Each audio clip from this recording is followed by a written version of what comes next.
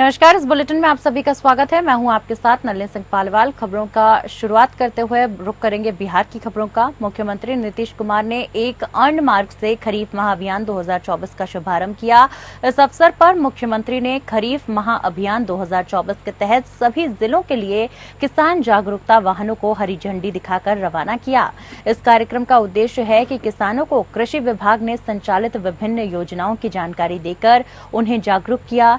इन किसान जागरूकता वाहन के माध्यम से किसानों को खरीफ फसलों की तकनीकी जानकारी और खरीफ मौसम में कृषि विभाग ने संचालित योजनाओं की जानकारी दी गई। साथ ही साथ खरीफ में अनुदानित दर पर उत्पादन वितरण की जानकारी, फसल अवशेष प्रबंधन के प्रति जागरूकता, जलवायु के अनुकूल कृषि कार्यक्रम से संबंधित जानकारी, जैविक खेती के लिए प्रोत्साहन, फसल विविधीकरण पर विशेष जानकारी, चतुर्थ कृषि रोड मैप के विभिन्न आयामों की जानकारी सहित अन्य कार्यक्रमों का भी प्रचार प्रसार कर किसानों को जागरूक किया जाएगा।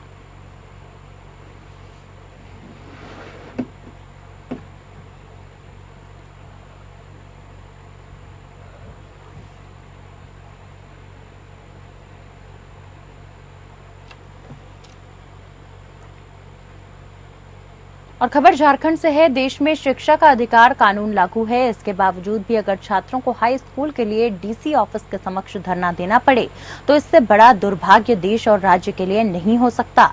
दरअसल बोकारो जिले में भी एक ऐसा ही मामला सामने आया है, जहां गोमिया प्रखंड के अति उग्रवाद प्रभावित क्षेत्र हरलूंग पंचायत के छात्राएं और उनके अभिभावक हाई स्कूल की मांग को लेकर डीसी ऑफिस के समक्ष धरने पर बैठ गए।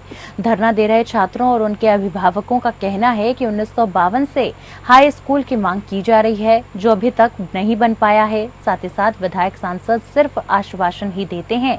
पंचायत में 8वीं तक बच्चों को पढ़ने के लिए विद्यालय है। इस बार भी इस मध्य विद्यालय से 168 बच्चे पास आउट हुए हैं। उसके बाद उनको हाई स्कूल की शिक्षा ग्रहण करने के लिए या तो 7 किलोमीटर दूर बगल के जिले हजारीबाग जाना पड़ता है या फिर 10 किलोमीटर दूर चतरोचट्टी स्थित हाई स्कूल जाना पड़ता है। हाई स्कूल दूर होने के कारण उन्हें काफी परेशानियों का सामना करना पड़ता है।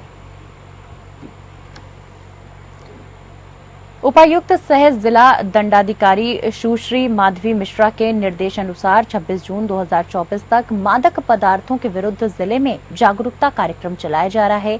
अभियान के सफलतापूर्वक आयोजन के लिए समाहरणालय सभागार में उपायुक्त की अध्यक्षता में प्रेस वार्ता का आयोजन किया गया। इस दौरान उन्होंने कहा कि निषिद्ध मादक पदार्थों का दुरुपयोग को कम करने, इसके व्यापार में संलिप्त तस्करों और उपयोगकर्ताओं के विरुद्ध सख्त कानूनी कार्यवाही के साथ साथ समाज को, विशेषकर किशोर और युवा वर्ग को इसके दुष्प्रभाव के प्रति जागरूक करने के उद्देश्य से राज्य सरकार ने प्रस्तावित राज्यव्यापी जागरूकता कार्यक्रम जिले में भी संचालित किया जा रहा है।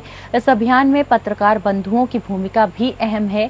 उन्होंने कहा कि आपके माध्यम से मादक पदार्थों के रोकथाम के लिए संदेश लोगों तक पहुंचाना भी हमारा उद्देश्य है। प्रेस कॉन्फ्रेंस ड्रग अब्यूज को लेकर के जो एक हफ्ते का जागरूकता कार्यक्रम जिला प्रशासन की ओर से चलाया जाएगा, उसको लेकर के करी है।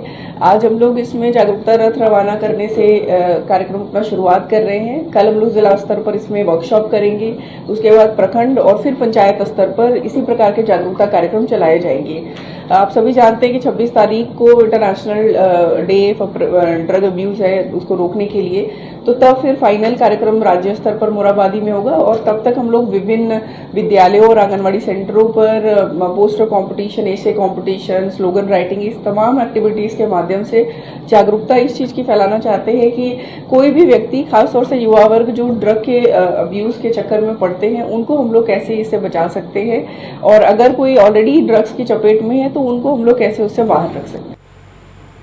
खबर धनबाद जिले के बरवा अड्डा थाना क्षेत्र की है। इस क्षेत्र में मंगलवार की रात विपरीत दिशा से जा रही कार दुर्घटनाग्रस्त होने के मामले में मृतकों की पहचान हो गई है, जिसमें धनसार गांधीनगर के रहने वाले राहुल गुप्ता और उनके साथ काम करने वाले साकेत वर्मा, आनंद वर्मा, विकास पासवान और घायल अमन पासवान सभी बेलगड़िया के रहने वाले थे। राहुल गुप्ता के साथ मौत के गाल में समाये बाकी 3 युवा उनके रांगाटांग स्थित दुकान में ही काम करते थे। आपको बता दें, दुकान बंद कर पांचों बरवा अड्डा किसान चौक से राजगंज की ओर जा रहे थे, तभी हादसा हुआ। घटना के बाद एक और परिजनों में जहां प्रशासन के ऊपर लापरवाही का आरोप लगाया गया, तो वहीं धनबाद बीजेपी नेत्री कार्य समिति की सदस्य रागिनी सिंह ने SNMMCH पहुंचकर मृतक के परिजनों से मुलाकात कर दुख जताया। साथ ही बरवा अड्डा पुलिस की कार्यशैली पर सवाल उठाए हैं। वहीं रागिनी सिंह ने जिला प्रशासन और राज्य सरकार पर लापरवाही का आरोप लगाया है और उचित मुआवजा देने की मांग भी की है।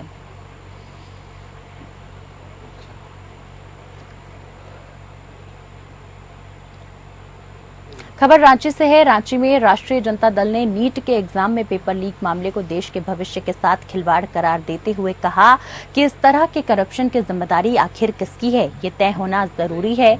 वहीं राजद के प्रदेश प्रवक्ता रंजन यादव ने पार्टी कार्यालय में आयोजित एक संवाददाता सम्मेलन में उक्त बातें कही। मौके पर उन्होंने कहा कि देश में जब लोकसभा के चुनाव हो रहे थे तो हमारे गठबंधन के नेता राहुल गांधी ने घोषणा की थी कि पेपर लीक मामले में हमारी सरकार बनती है तो मजबूत कानून बनाया जाएगा ताकि देश के होनहार बच्चों का भविष्य सुरक्षित किया जा सके।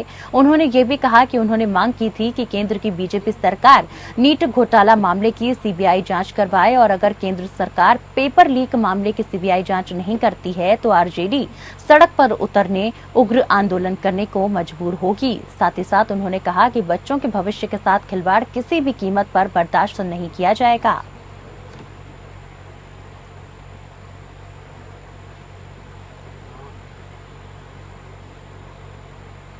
और खबरों में आगे बढ़ते हुए रुख करेंगे मध्य प्रदेश की खबरों का। रायसेन के सांची मार्ग पर स्थित एसपी कार्यालय के पास मध्य प्रदेश के स्वास्थ्य राज्य मंत्री नरेंद्र शिवाजी पटेल बाल बाल बच गए।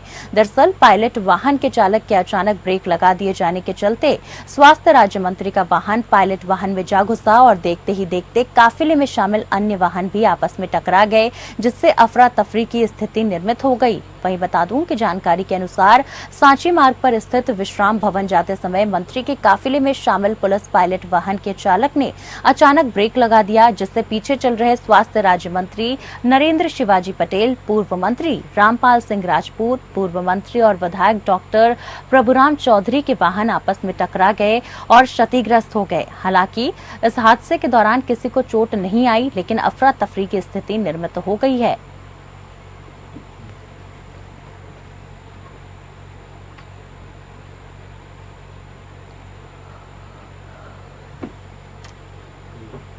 जबलपुर में भीषण गर्मी के चलते शहर में जल संकट की स्थिति को लेकर कांग्रेस पार्षद दल ने महापौर कार्यालय का घेराव करते हुए खाली मटके रखकर प्रदर्शन किया।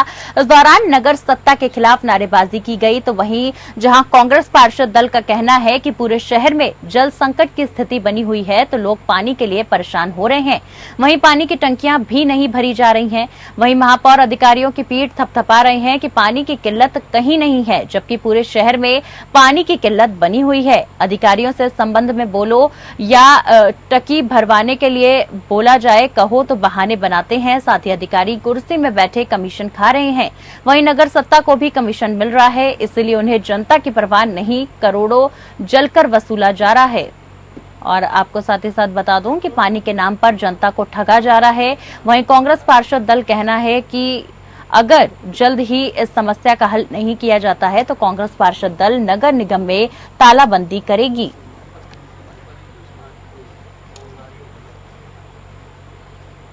बहोड़ापुर क्षेत्र के 3 मंजिला भवन में रात में अचानक आग लगी तो भवन में भगदड़ का माहौल बन गया। हालांकि पूरे भवन से सभी लोग बाहर निकल गए, लेकिन पिता और 2 बच्चे भवन से नहीं निकल पाए, जिससे कि उनकी मौत हो गई।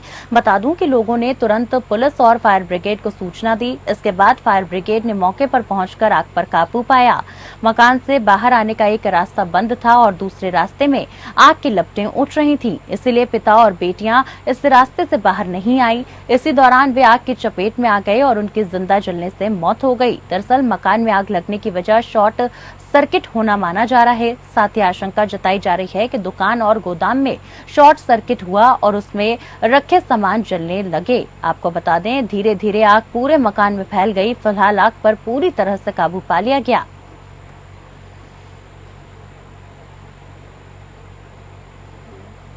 मुख्यमंत्री विष्णुदेव साय ने मंत्रालय नवा रायपुर में आयोजित कैबिनेट की बैठक के बाद 7 विकास लक्ष्य जिला स्तर तक स्थानीयकरण और 7 प्रभावी मॉनिटरिंग की सुनिश्चितता के लिए छत्तीसगढ़ राज्य नीति आयोग ने तैयारी की। एसडीजी डिस्ट्रिक्ट प्रोग्रेस रिपोर्ट 2023 और एसडीजी स्टेट प्रोग्रेस रिपोर्ट 2023 का विमोचन किया गया। इस अवसर पर उप मुख्यमंत्री अरुण साव और विजय शर्मा सहित मंत्रिमंडल के सदस्य मौजूद रहे।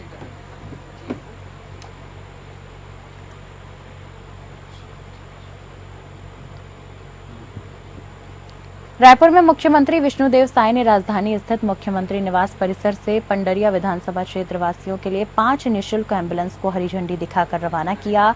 भावना समाज सेवी संस्थान में संचालित निःशुल्क एम्बुलेंस की संख्या बढ़कर अब 8 हो गई है। वहीं क्षेत्र के जरूरतमंद मरीजों को अब आपातकालीन सुविधा 24 घंटे 7 दिन मिलेगी।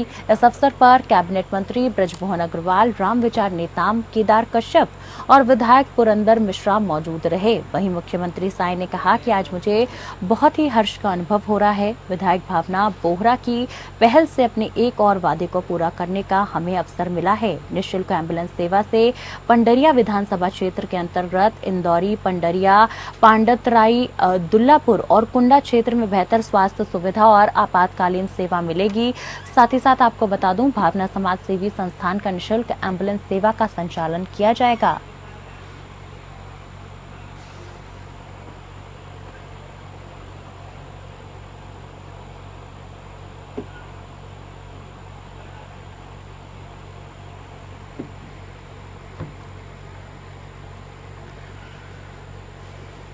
मुख्यमंत्री विष्णुदेव साय ने अटल बिहारी वाजपेयी ऑडिटोरियम में विश्व सिकल सेल कार्यक्रम के आयोजन में अपनी उद्बोधन में कहा कि प्रदेश के आदिवासी समुदाय के लोगों को सिकल सेल एनीमिया से बचाने के लिए सिकल सेल जागरूकता शिविर का आयोजन करने के लिए संबंधित विभाग ने अधिकारी को निर्देश दिए हैं कि सीएम साय ने कहा कि आज विश्व सिकल सेल दिवस के अवसर पर छत्तीसगढ़ के सिकल सेल रोग से पीड़ित राज्य के आदिवासी समुदाय के लोगों के लिए सामुदायिक स्वास्थ्य केंद्रों, उप स्वास्थ्य केंद्रों, ग्राम पंचायतों और अन्य विद्यालयों में सिकल सेल रक्त परीक्षण अवश्य कराएं। साथ ही मुख्यमंत्री साय ने कहा कि विश्व सिकल सेल दिवस के अवसर पर राज्य में सिकल सेल जागरूकता अभियान चलाया जा रहा है और इस रोग से पीड़ित मरीजों को जागरूक कर 2047 तक इस बीमारी को प्रदेश में समाप्त करना है।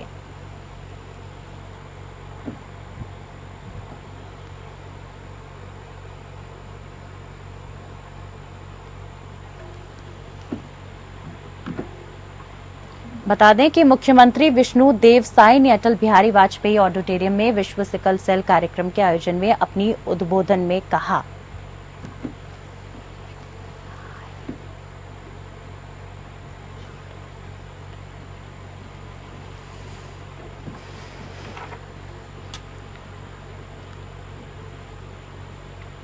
प्रदेश के कृषि मंत्री और रामानुजगंज विधानसभा क्षेत्र से विधायक रामविचार नेताम क्षेत्र में आयोजित किसान सम्मेलन में शामिल हुए। इस दौरान मंत्री नेताम ने पीडब्ल्यूडी और सिंचाई विभाग के अधिकारियों को सलाह देते हुए कहा कि काला पीला नहीं होना चाहिए। इसके साथ ही उन्होंने रामचंद्रपुर ब्लॉक के गम्हरिया में निर्मित एक जलाशय का जिक्र करते हुए कहा कि वैसा नहीं होना चाहिए। वहीं मंत्री ने कहा कि आगे आगे देखिए होता है क्या। रामविचार नेताम विधानसभा चुनाव से पहले भी अपने बयानों को लेकर सुर्खियां में आए थे। उन्होंने कहा था कि गलत करने वालों को उल्टा लटका देंगे।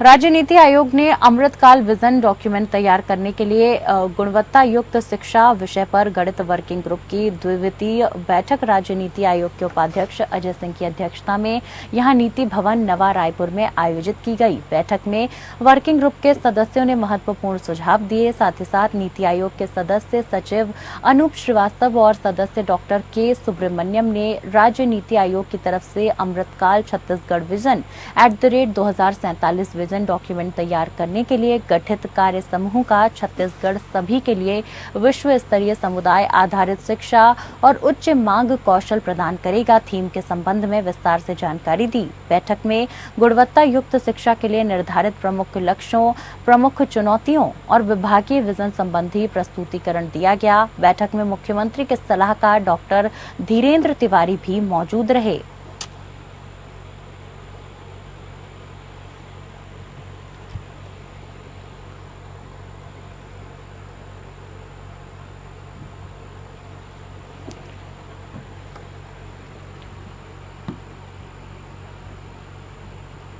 बता दें कि गुणवत्ता युक्त शिक्षा वर्किंग ग्रुप की एक अहम द्वितीय बैठक हुई और बैठक में प्रयोगशाला प्रशिक्षण संस्थाएं बनाने पर चर्चा की गई। ये बैठक कई लिहाज से बेहद अहम रही। साथ ही साथ आपको बता दूं कि समावेशी और न्याय संगत शिक्षा पर इस बैठक में जोर दिया गया।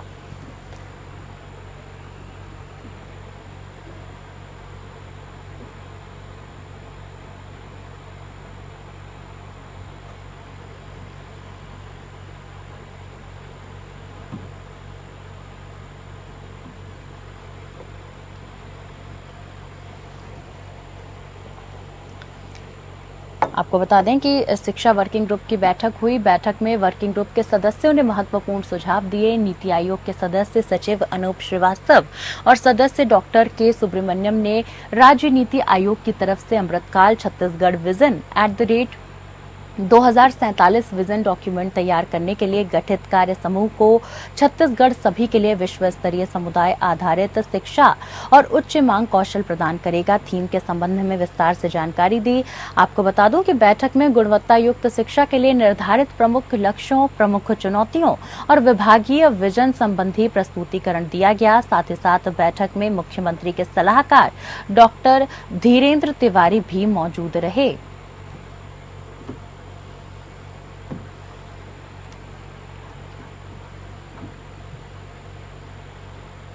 और इसी के साथ फिलहाल के लिए स्टेट बुलेटिन में मेरे साथ बस इतना ही। नमस्कार।